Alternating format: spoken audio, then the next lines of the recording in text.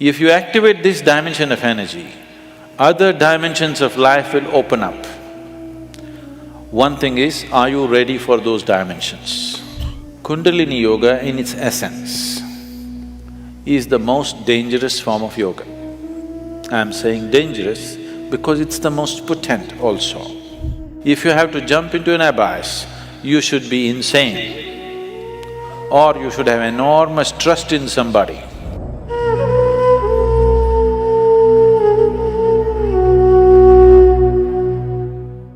So what is Kundalini?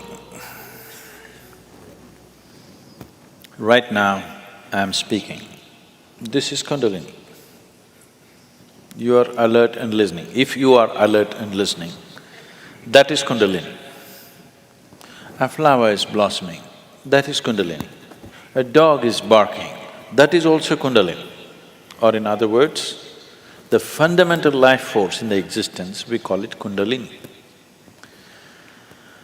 Now, within the system, within the human system, if you look at this as a kind of a life package, it's a piece of life. This piece of life is packed in a certain way with layers of this energy. One dimension of energy comes alive immediately because that is necessary for your survival process. The other dimensions of energy will not come alive unless you do something about it. Unless you're aware of it and activate it in a certain way, they do not come into existence, they remain dormant. The dormant energy is way bigger than the energy that is in use right now. To take care of your survival process, to live a physical life completely, to live a complete physical and intellectual life, you need to activate only about 21 of your chakras. Out of this 114, if about 21 of them are on, you will live a complete life. You will not feel any inadequacy. You will live a complete physical life. There'll be no problem with your life. You will think you're a great success, but you're only 21. That is less than 21% out of 114. Less than 20%. At less than 20%, you will feel like a complete life without any inadequacies. The remaining percentage of life, what is it about? It is not even needed if your intention is just to live well. If you activate this dimension of energy, other dimensions of life will open up. One thing is, are you ready for those dimensions? The question is not about whether it's good or bad. The question is just about, are you ready for it? Because even if the best things in life come to your life, when you are not ready for it, it will not be a good thing for you. In your experience, it will not be a good thing if something came to you when you're not ready for it, isn't it so? Even if it's the greatest thing, it may be the greatest thing, but it came to you when you are not ready for it, then it is not a good thing, isn't it? So are you ready for it is the first question. If you're ready for it, what can we do for it? What can we do to activate? There are various ways of doing this, many ways, but the Kundalini yoga, are people familiar with Kundalini yoga, practicing or… okay. Kundalini yoga, I'm not making a comment about anybody, okay? Kundalini yoga in its essence is the most dangerous form of yoga. I'm saying dangerous because it's the most potent also. What is most potent is always the most dangerous, if improperly handled. There are various kinds of energy in the world right now. Even the electricity is being produced in so many different ways. One of the ways that we do it is through nuclear reactions, nuclear reactors rather.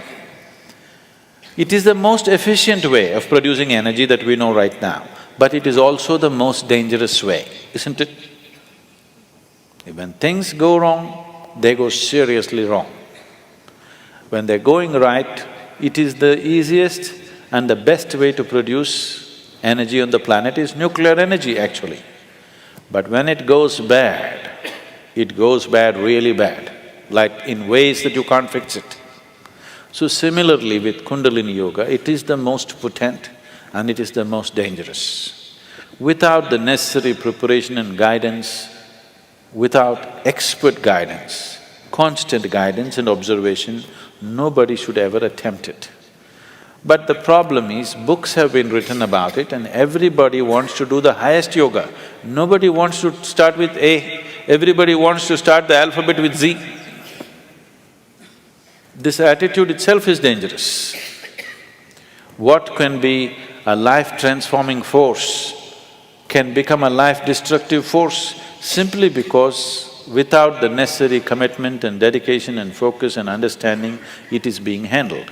Anyway, about rising the Kundalini. If the Kundalini rises, the dimensions of your life will change so rapidly that you must be willing to make the outside adjustments equally quick. Otherwise, things will fall apart in a big way. In the classical yogic traditions, there is a certain type of yoga we teach for people who live in family situations. There is a certain other type of yoga we teach for ascetics. In Isha we have both the forms. We have ascetic yoga and we have the general yoga. We will never teach you the ascetic form, that is the most potent way to do it. But it will demand a certain dimension of discipline and focus which your regular lives will not allow. If you do that kind of yoga, it will dismantle your outside life instantly. Now this yoga is not designed to dismantle your life, this yoga is designed to make your life happen better. When life happens better, when things happen better, you make more money, your business is going better, your profession is happening better, your generally, unfortunately, your longing to seek the higher becomes slower. Yes? So in the real sense, it is not the good way to do it, but it's the only way it works in today's world. And it's the only way it works for majority of the people. For a small number of people, we can do it other ways. We can bypass all these things and just do very powerful ways of doing things, but it will dismantle all social structures around them, which is not good for everybody to do. So these are different dimensions. Kundalini Yoga, if it has to be practiced, you must be in a certain kind of atmosphere. You cannot live in social situations and do Kundalini Yoga. Otherwise, in the name of Kundalini Yoga, you're doing something simplistic. Otherwise, Kundalini Yoga can transform the way you are within days. Suddenly you find you are a stranger in your own home within 2 days of practice, because it will change everything about you. So can we raise the Kundalini? Yes, we can. One way is to create a conducive atmosphere so that slowly it rises. The other way is to provoke it in such a way that it raises quickly. If it rises quickly, then everything changes dramatically. If it rises slowly over a period of time, changes will happen slowly, you will be capable of handling these changes over a period of time. But if it happens very quick, then you will not be able to handle the changes. Things will look like things are falling apart. So there are different ways of doing this. How many ways? There are too many ways. I will not go into how many ways. There are so many ways of doing it. Essentially, there are 112 ways of doing it. There are 112 ways in which you can take this up. From the base to… for this you have to know the structure, otherwise it'll become very elaborate. Out of these 114 chakras, there are 7 which we recognize as 7 dimensions. Out of this, 6 are within the body, 1 just outside the physical body. So if you employ these 112 methods, you will handle the 6th chakras. The 7th one you cannot handle. There are 112 ways in which you can attain to a chakra which we refer to as Agna. But from Agna to Sahasrara, there is no way. There is no way to do it. you just have to jump into an abyss. If you have to jump into an abyss, you should be insane, or you should have enormous trust in somebody.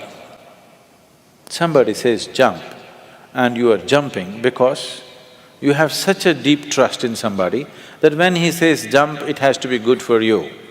You simply jump into a bottomless pit. So, the journey from the Mooladhara to Agna, there are 112 ways to get there. But from there to there is no way. It is just one jump that can happen in trust, in devotion or in madness. Choice is yours.